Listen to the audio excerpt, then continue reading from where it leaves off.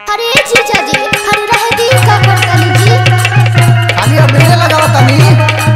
अरे ना ना हमरा तो नहीं खेले के रहे दी। घबरा तारू का हो? अरे तो का करी बुखार लागल बनू।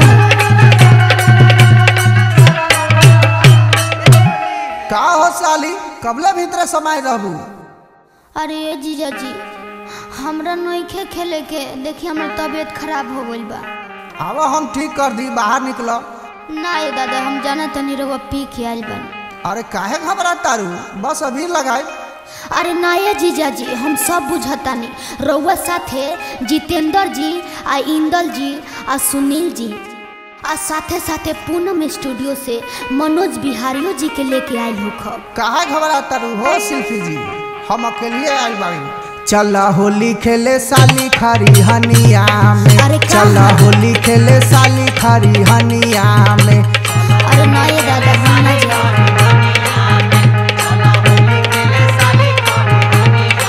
एबरी हमरा खेले के मन नहीं खे।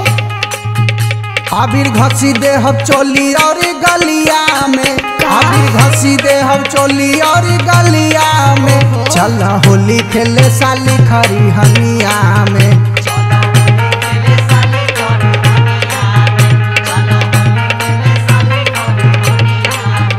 खरी हनिया में हो, खरी हनिया में, खरी हनिया में हो, खरी हनिया में।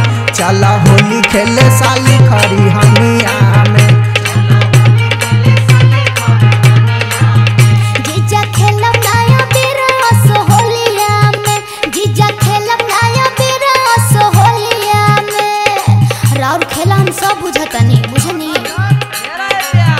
जीजा खेलब नया बिरस होलिया में। जीजा खेलब नया बिरस होलिया में।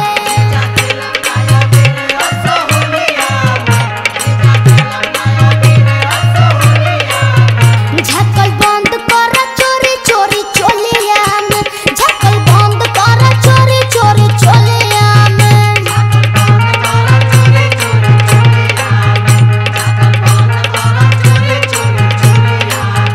अरे चोलिया में हो, अरे चोलिया में, अरे चोलिया में हो, अरे चोलिया में। झक्कल बंद कर चोरी चोरी चोलिया में। झक्कल बंद कर चोरी चोरी चोलिया में।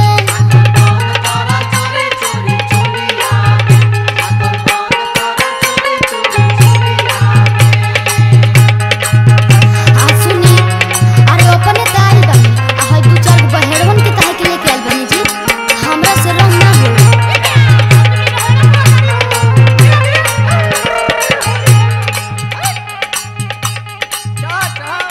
भैलू जवान जनी कर तू न दनिया। अच्छा रउआ ढेर लौकता। बड़ा मजा आई जब झड़ी धन पनिया। भैलू जवान जनी कर तू न दनिया। अरे बड़ा मजा आई जब झड़ी धन पनिया। बहुत बोलतानी अब रउआ। तोरा बिछल बाटे पिंटू के झोपड़िया में। तोरा बिछल बाटे पिंटू के झोपड़िया में। अरे दादा, हम चला ऊंचा का होली करब? खेले साली खरी हनिया में। खरी हनिया में हो, खरी हनिया में, खरी हनिया में हो, खरी हनिया में। चला होली खेले साली खरी हनिया में।